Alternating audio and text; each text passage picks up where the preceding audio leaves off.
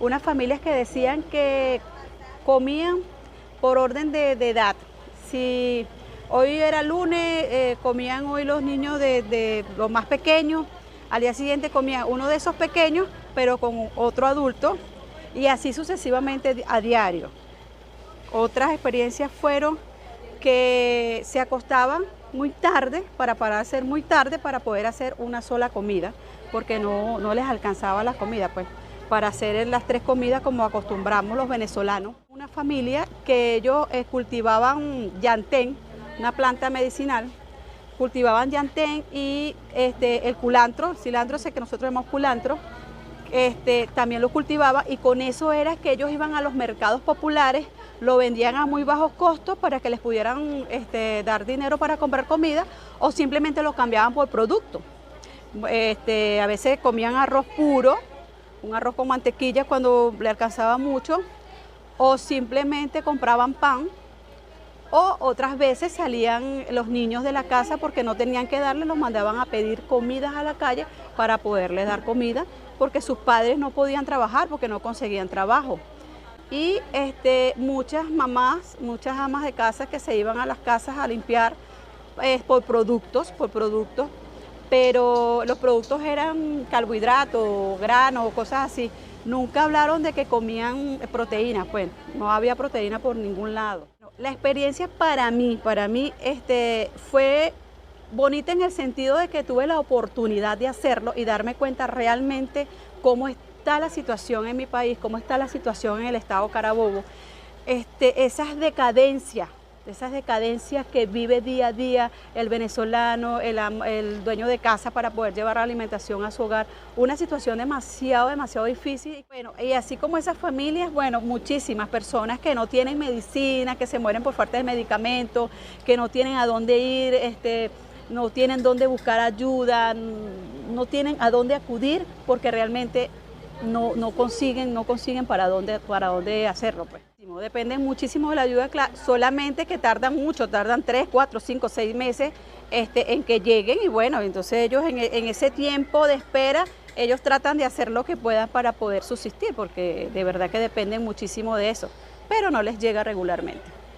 Bueno, dependiendo, porque lamentablemente estas familias tienen muchos niños y hay muchas personas dentro, ¿verdad? Y viven en hacinamiento. Entonces hay personas que le dura una semana, familias que le duran una semana, como hay unas que le duran 15 días, otras que porque comen un día y un día no para que le rindan también, y así sucesivamente, pues. Es fuerte, es fuerte. Tuve la bendición de pedir un traslado, trabajo en un liceo acá. El liceo es público, pero el liceo tiene admisión a niños de todo tipo de deficiencia. Hay niños auditivos, o sea, sordos, niños Asperger, niños autistas, niños normales, niños con discapacidad motora. Y ahí donde te parte el corazón, que esos niños se esfuerzan, las mamás los llevan al liceo, estudian, y entonces tú dices, oye, tengo que dar un granito, tengo que realizar una transformación, ¿verdad que sí? Si los demás lo hacen. Pero últimamente, mira, con esta situación país, muchos docentes han renunciado. La realidad, la que todos conocemos. Mucha gente pasando hambre, muchos niños sin ropa, sin juguete. Me hizo recordar a mi niñez hace años atrás, que yo también pasé por lo mismo, que a veces mi mamá, mi abuelito recogían quinchoncho de las matas o recogían tapiramo y lo hacían y con el cilantro que conseguían hacían los bollitos, esa realidad que yo viví. Y me parte el corazón porque son niños, son niños que necesitan crecer, que necesitan jugar, ¿verdad? Es triste cuando un niño de 5 o 6 años, que es lo que estamos viendo ahorita, viene y te dice en el colegio, mi amor, no has comido, no, profe, no has comido. ¿Por qué? No, porque mi mamá tuvo que comprarle los remedios a tal persona, o mi mamá no le alcanzó, mi mamá tal cosa. Entonces nos hace recordar momentos atrás que ¿por qué estamos regresando si se supone que es una revolución, una transformación de pensamiento? Uno debe crecer. Acá cerca de mi casa, a menos de 50 metros, 2 familias. donde una tiene una bebé pequeña con desnutrición. Esas manos flaquitas, que uno te parte el alma, que no tienen que comer, que se sientan a veces ahí al frente de su casa y viendo para arriba y viendo para abajo. Y no es porque no tienen la voluntad de trabajar, porque el esposo y ellas se ponen a veces vienen y dicen, profe, no tiene ahí para limpiar, ¿yo qué voy a estar teniendo? Yo a veces tengo y le doy un poquito de harina, un poquito de arroz. También hay otra vecina, una vecina que tiene diabetes, le mataron al hijo. Tiene unas nietas pequeñas, a veces no tiene ni qué comer. Impotencia, da más rabia como esos gobernadores, esos alcaldes, independientemente de la posición política, no le duele. Vienen, hacen rumba, hacen fiesta, andan en tremendos carros y las bolsas nunca llegan. ¿Cómo hago yo para ayudar a esa gente?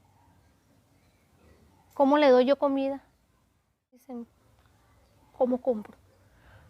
Si te das cuenta, Aragua es uno de los territorios más costosos para comer, más costoso. Todo aquí es hipercaro. Tú vas a Valencia, a otros estados y quizás consigues los alimentos más económicos, pero ¿cómo te trasladas si no tienes carro? O sea, es horrible. Quieren trabajar, porque sí quieren trabajar, pero nadie va a trabajar por 3 lochas. Porque si se enferma, si se cae, si le pasa algo, esas 3 lochas no le va a alcanzar. La necesidad de aquí es la alimentación, la comida. La comida más que todo, cómo conseguir la comida. Porque dejan de comprar los medicamentos. El dilema del venezolano como tal. O me baño, o lavo, o como, o voy al médico. Dime tú. Ay, muchachos, esta semana vamos a ver si le compramos por unos perros. No, mamá, porque si gastas $5 en los perros, mira, con esos $5 tú compras una harina, compras 1 kilo de caraota, compras queso y compras tal cosa. Cuando un niño que tiene que pensar en eso. ¿Verdad que no? Fuerte. De verdad que la experiencia para las encuestas de Obesan fue una experiencia espectacular en el sentido de que tú conoces realmente lo que está sucediendo y fue una puerta para mostrar al mundo entero la situación que vivimos los guariqueños en cuanto a la crisis humanitaria tan compleja que se está viviendo y que Guárico no escapa de la necesidad o de la situación de pobreza en la que estamos sumergidos. Es increíble que estando en el siglo XXI nosotros veamos en hogares cocinando con leña, haciendo fogones para poder producir el alimento para su familia. La mayoría de los que vivimos en Guárico y sobre todo en la capital de San Juan de los Morros son funcionarios públicos y dependen de un salario gubernamental, que es un salario mínimo. Entonces tienes el pequeño problema que para comprar una bombona de gas, el precio de la bombona de gas cuando la consigues sobrepasa el 50% del salario mínimo, lo que no te permite entonces tener adquisición para los alimentos y mucho menos para las medicinas. Es impresionante cómo tú ves gente joven que tiene que buscar en la basura para poder darle alimento a sus familiares.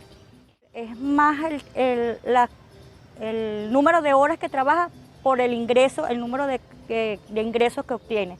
Y sin embargo no permite que tú tengas poder adquisitivo.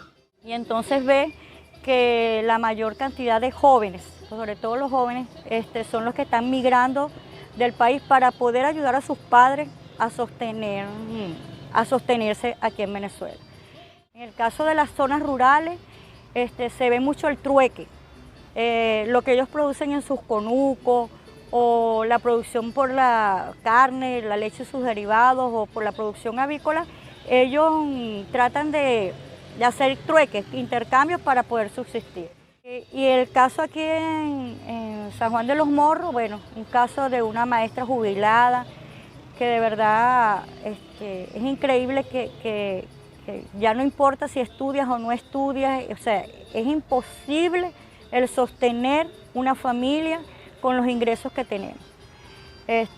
todo dolarizado. Entonces personas como el caso en Guárico, en San Juan de los Morros, de una maestra jubilada que después de 30 años de servicio, que le dio tanto al país, que tú veas su casa cayéndose, derrumbándose, que esa maestra no pueda sostener sus necesidades básicas, como es la alimentación de una persona de la tercera edad, sus medicamentos.